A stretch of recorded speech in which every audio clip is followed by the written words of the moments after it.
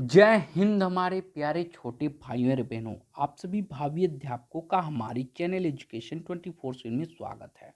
दोस्तों, मैं इस वीडियो में आप लोग को यूपी डीएलएड सेकंड सेमेस्टर के मैथ के कुछ क्वेश्चन है उसी के बारे में यहाँ पे आप लोग को बताने वाला हूँ।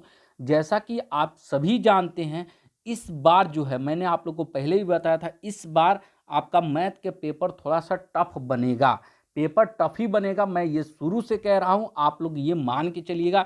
जैसा कि आपने पेपर दिया था तो थोड़ा सा लो कैटेगरी का आया हुआ था क्वेश्चन, तो इस बार उससे थोड़ा सा टफ बनेगा। तो उसी उसी आधार पे मैं आप लोग को क्वेश्चन कराऊंगा और आज से आप लोग को डेली आप लोग को मैथ की वीडियोस प्रोवाइड कराऊंगा जब तक आपका पेपर खत्म नहीं हो जाता, जब तक आपका एग्जाम समाप्त नहीं हो जाता मैथ का पेपर, ठीक है। और मेरा टारगेट दोस्तों, मेरा लक्ष्य है कि आप सभी का, ठीक है, आप जितने भी हमारे प्यारे भाई बहनों, सभी 25 में 25 आप सभी मैथ के पेपर में करके आओ, क्योंकि मेरा यही टारगेट है, आप लोग का जो मैथ का डर है उसको भगाना।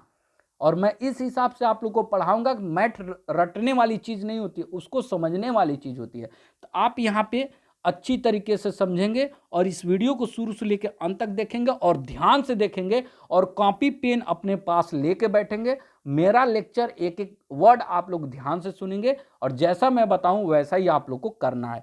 क्योंकि अगर आप 25 में 25 नहीं कर पाते हैं, अगर आप बहुत मैथ में कमजोर है, फिर भी आप 20 नंबर तो कर ही के आएंगे, ये मेरा गारंटी है।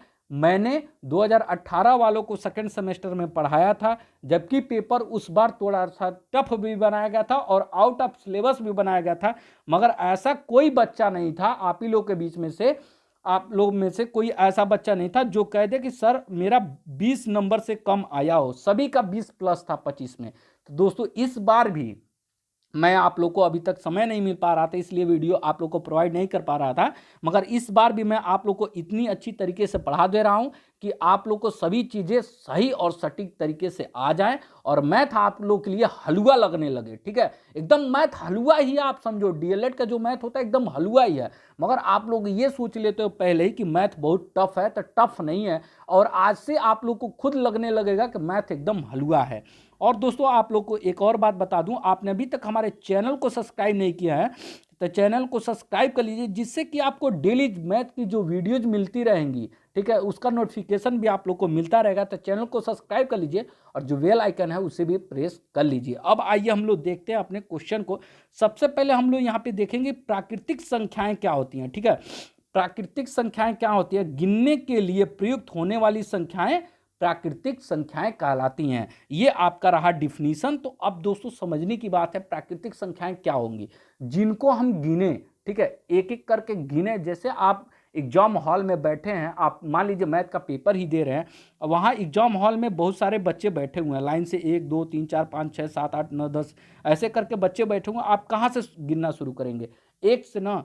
1 2 3 4 5 6, देखिए एक से जब गिनना शुरू करते हैं, क्योंकि काउंट हमेशा एक से होता है। बहुत सारे कहेंगे सर जीरो से भी काउंट होता है, मगर मैंने यहाँ पे कहा था गिनने के लिए, ठीक है। आप एग्जाम हॉल में बैठे हो, अगर नहीं समझ में आ रहा तो इतना मेरा एग्जाम्पल याद रखना। आप एग्जाम हॉल में बैठे हो और वहाँ पे बच्चों को गिनने के लिए कह दिया जाएगा, तो आप शुरू कहाँ से करेंगे? एक से करेंगे। आप वहाँ पे जीरो से नहीं करेंगे। तो 1 2 3 4 5 6 7 8 ऐसे अनंत तक गिनती आप गिनते चले जाएं। जो गिनती होती है 1 2 3 4 5 6 7 8 9 10 अनंत तक आप गिनते चले जाते हैं, वही आपका क्या कहलाती हैं? आपका वही आपकी प्राकृतिक संख्याएं कहलाती हैं, ठीक है। तो आपको प्राकृतिक संख्याएं समझ में आई गई होंगी। जो जिसको गिनते हैं हम लोग, जो गिनती होती है वही प्राकृतिक संख्याएं कहलाती हैं। और गिनती जो है हम अनंत तक गिन सकते हैं। अब हम लोग बात कर लेते हैं दोस्तों, पूर्ण संख्याएं क्या होती है, ठीक है। इसके बाद से आता है पूर्ण संख्याएं क्या होती हैं। तो अब जो प्राकृतिक संख्या मैंने आप लोगों को बताया था, अब पहले डिफिनीशन आप लोगों को बता दूं। जब प्राकृतिक संख्या में शून्य को शामिल कर लेते हैं तो प्राप्त संख्याएं पूर्ण संख्याएं कहलाती हैं। अब दोस्तों देखिए, यहां से अगर मैं ये जीरो हटा दूं और सिर्फ इतना मैं ले लूं तो ये क्या हो जाएंगी? ये प्राकृतिक संख्या हो जाएगी। मगर प्राकृतिक संख्या में जब आगे उसके जीरो बढ़ा देते हैं तो वो क्या हो जाती हैं? वो आपकी पूर्ण संख्याएं हो जाती हैं। पूर्ण संख्याएं मतलब जीरो से स्टार्ट होंगी, ठीक है। 0 1 2 3 4 5 6 अनंत तक चली जाएंगी, ये आपकी पूर्ण संख्या होंगी। ठीक है, ये संख्याएं जो हैं पूर्ण हो गई हैं। अगर 0 हटा देंगे तो ये प्राकृतिक हो जाएंगी। अगर प्राकृतिक आपको याद है तो प्राकृतिक में 0 बढ़ा देंगे, आपकी पूर्ण संख्याएं हो जाएंगी।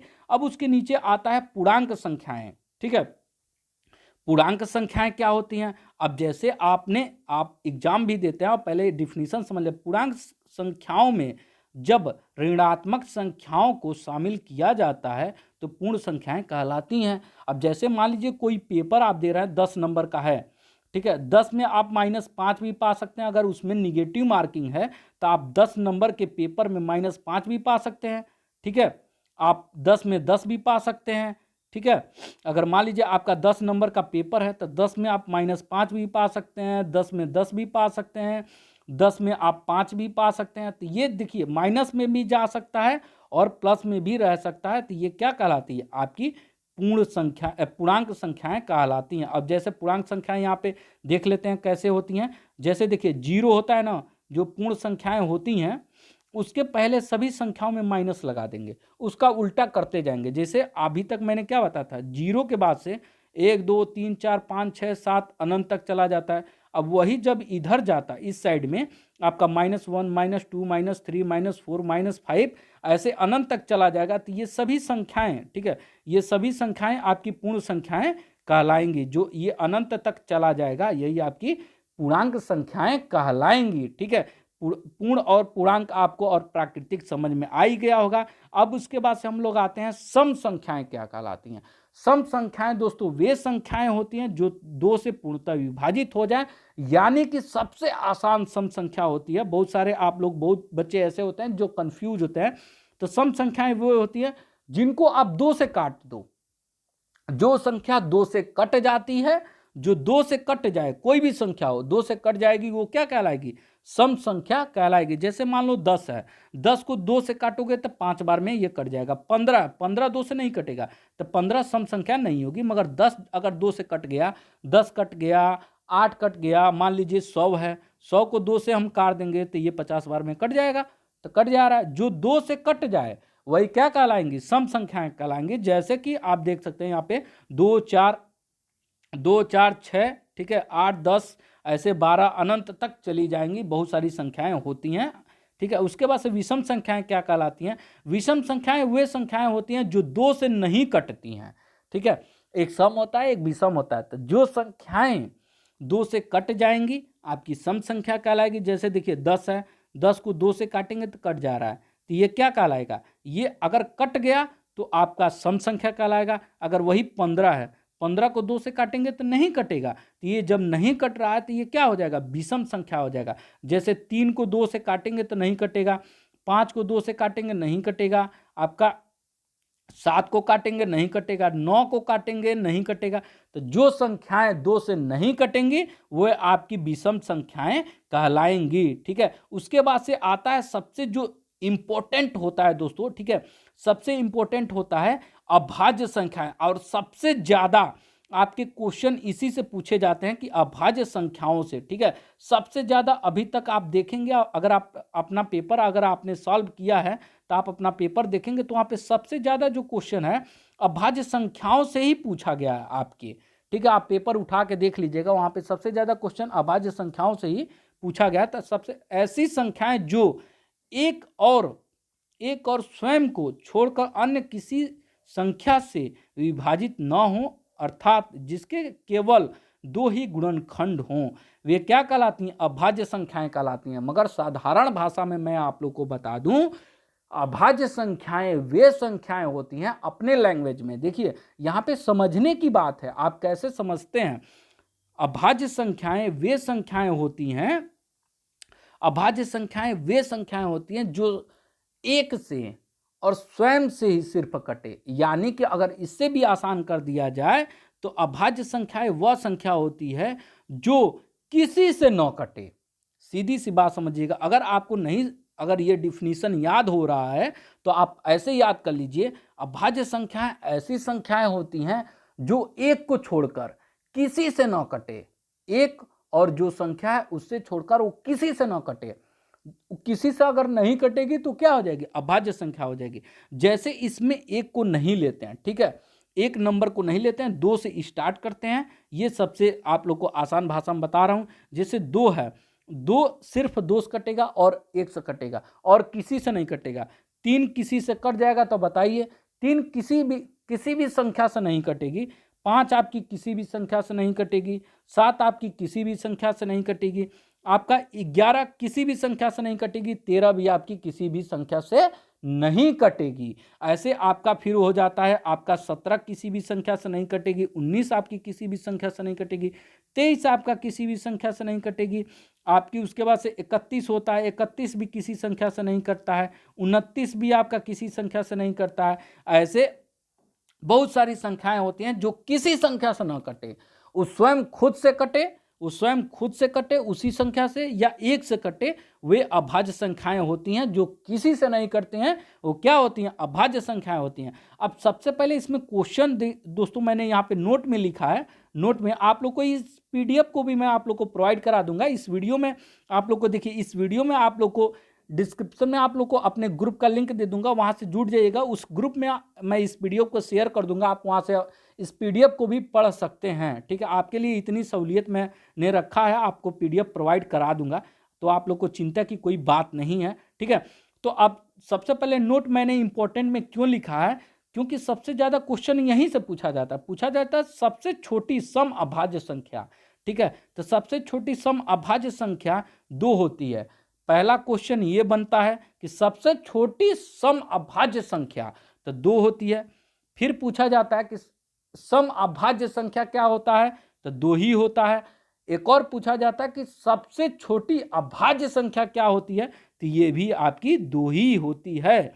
इसीलिए मैंने यहाँ पे लिखा है नोट में 3 क्वेश्चन, एक ही आंसर होता है, तीनों को बदल बदल के उसको पूछा जाता है कि बच्चे उसमें घूम फिर जाएं, उसको बता ना सकें। तो आपका यही होता है, तीनों क्वेश्चन आपका शायद इस बार पूछा गया था, इससे शायद इस बार या अगली बार आपका, पिछली बार आपका इस क्वेश्चन से आप लोग को पूछा गया था। ठीक है, मुझे अब याद नहीं है, पेपर देखना पड़ेगा। जब मैं आप लोग को पेपर सॉल्व कराऊंगा तो वहां पे मैं आप लोग को बता भी दूंगा कि पूछा गया था कि नहीं पूछा गया था, मगर इस बार नहीं तो पिछली बार आपका इससे क्वेश्चन आया हुआ था। ठीक है, तो सबसे छोटी अभाज्य संख्या 2 होती है, सब सम अभाज्य संख्या भी 2 होती है, और सबसे छोटी सम अभाज्य संख्या भी आपकी 2 होती है। तो ये चीज आपको अभी तक समझ में आ गई। उसके बाद से हम लोग देख लेते हैं परिमेय संख्याएं क्या होती हैं।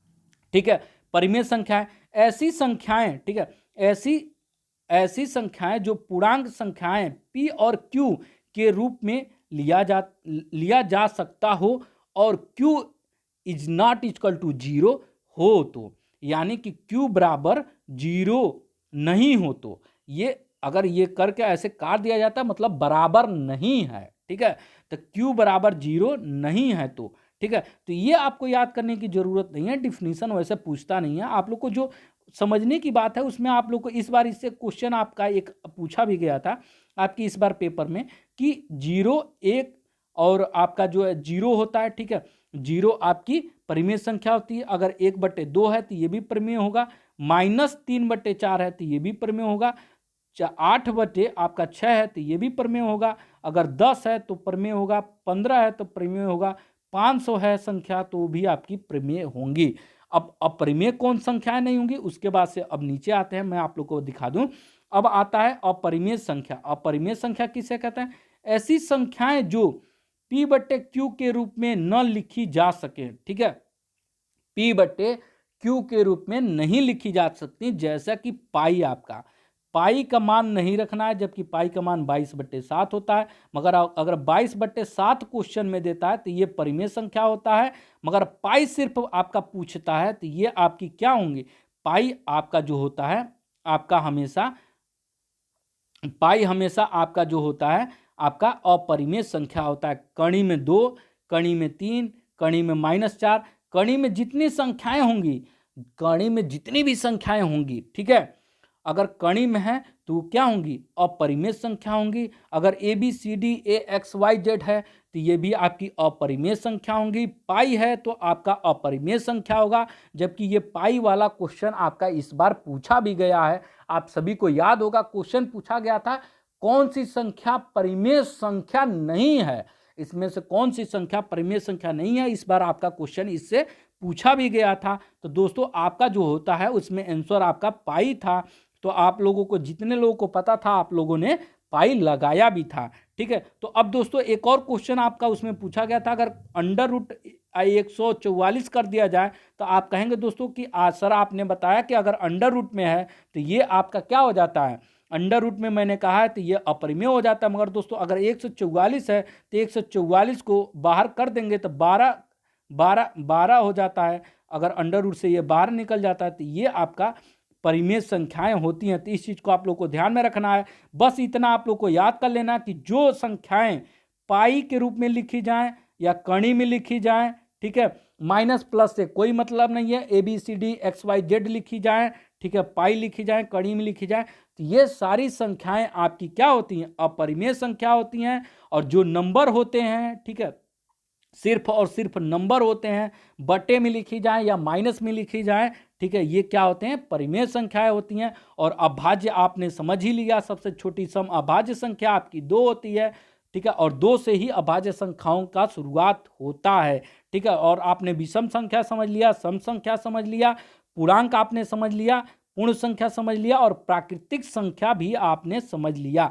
दोस्तों मैं आप लोग को बता दूं, अब जो है दोस्तों सबसे पहले एक चीज बता दूं, आपके इससे कम से कम 2 से 3 क्वेश्चन हर बार, 2 से 3 नंबर आपका एग्जाम में हर बार यूपी डीएलएड के सेकंड सेमेस्टर के पेपर में आपका पूछा ही जाता है।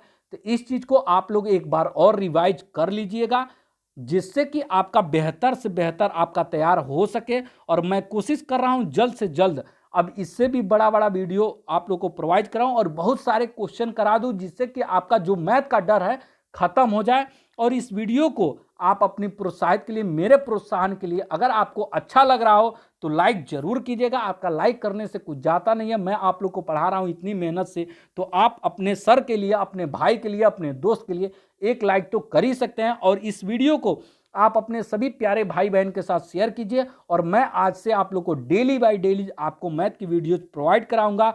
और मेरा ये लक्ष्य है दोस्तों, और मेरा वादा है, आप अगर पेपर में 25 में 25 नहीं करके आते हैं तो उसकी जिम्मेदारी मैं खुद ले रहा हूं। मेरी गारंटी, आप 25 में 25 पेपर में करके आएंगे, हाँ, मगर मेरा पढ़ाया हुआ हर एक चीज आप ध्यान से पढ़ेंगे। और मैं ये भी गारंटी ले रहा हूं, मैं जितना भी पढ़ाऊंगा उससे बाहर से आपका पेपर में कुछ नहीं आएगा।